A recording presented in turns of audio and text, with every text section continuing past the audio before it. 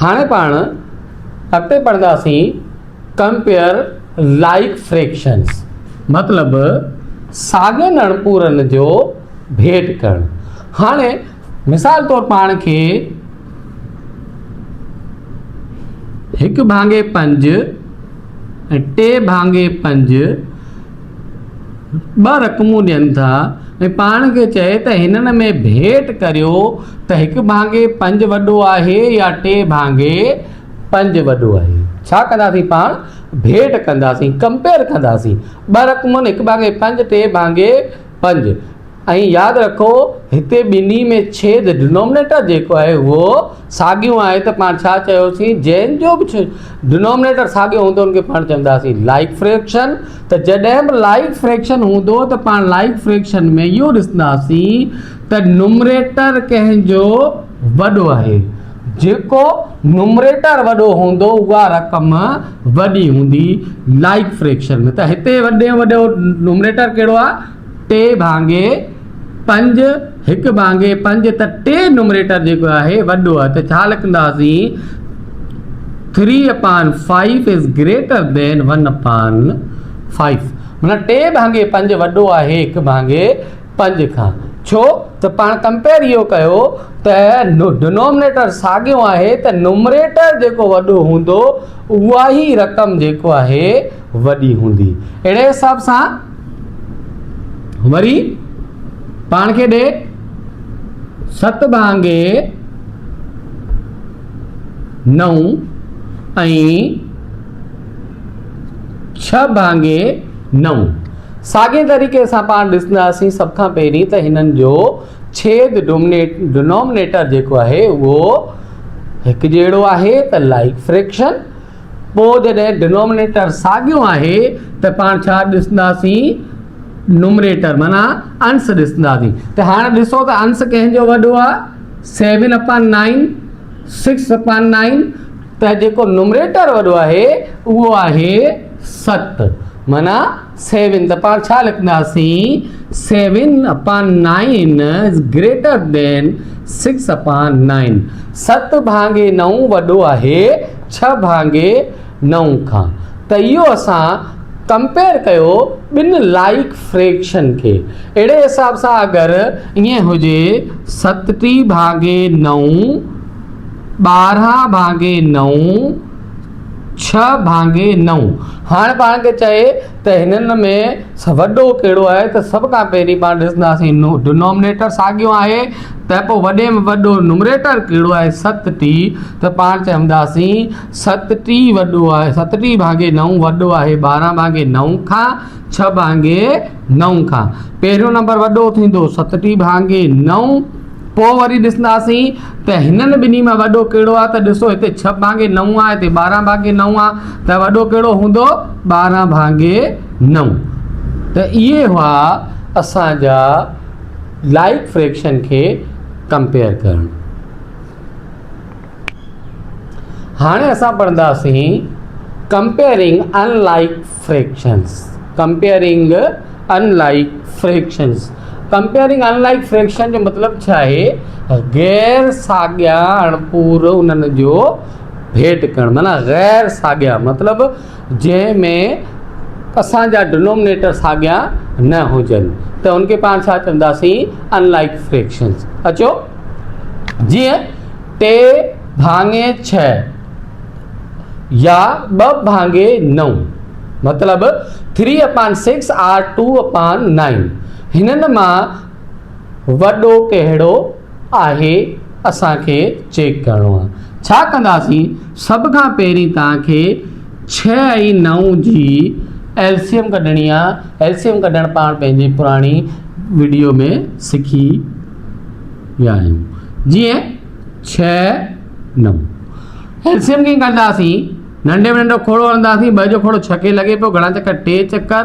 9 खे कोन थो लॻे, वापसि लाहींदासीं। वरी हाणे 2 जो खोड़ो कंहिंखे बि कोन थो लॻे, 3 जो खोड़ो हणाईंदासीं 1 चकर। 9 खे 3 चकर। वरी 3 जो खोड़ो 1 ऐं 3 खे 1 चकर। छा थियो?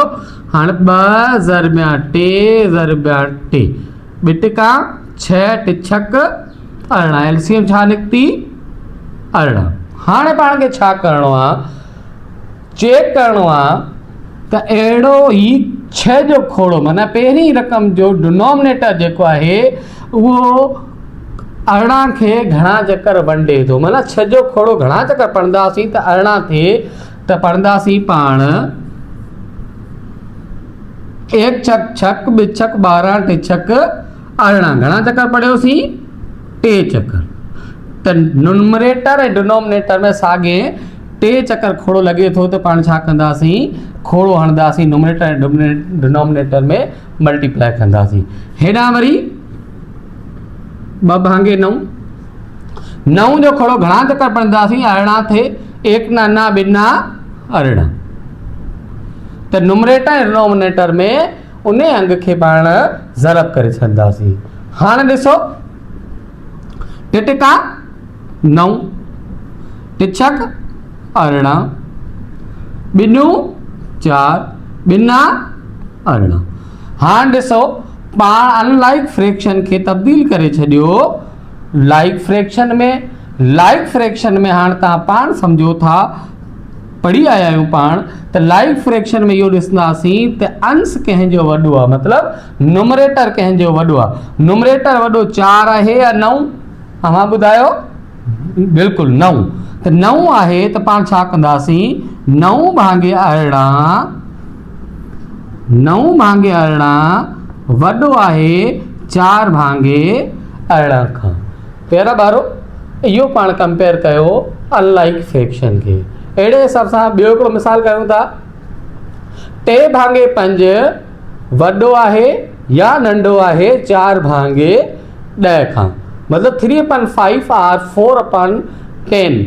Compare these two fractions. हाणे छा कंदासीं पाण 3 भांगे 5 4 भांगे 10। हाणे हिननि 5 ऐं 10 जी फ्रैक्शन कंदा, एलसीएम कंदासीं। 5 10। 5 खे 2 जो खोड़ो कोन थो लॻे, लेकिन 10 खे त लॻे पियो। 5 साॻियो लातो थी, वरी 5 जो 5 खे हिकिड़े चकर। हाणे छा एलसीएम निकिती 2 दरमिया 5 10, इहो थी पाण जी एलसीएम। साॻे तरीक़े सां पाण जीअं चयोसीं त 3 भांगे 5 आर 4 भांगे 10।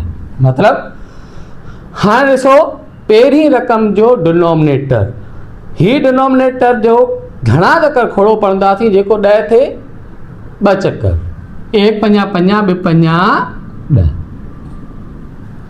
10 जो खोड़ो घणा चकर पढ़ंदासीं 10 थे 1 चकर। त न्यूमरेटर ऐं डिनोमिनेटर ॿिन्ही में पाण ज़रब करे छॾियासीं जीअं पहिरीं कयो पाण।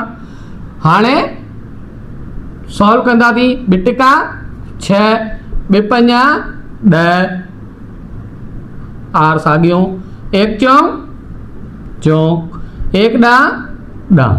हाणे पाण हिते छा थी वियो, अनलाइक फ्रैक्शन खे तब्दील करे छॾियोसीं लाइक फ्रैक्शन में।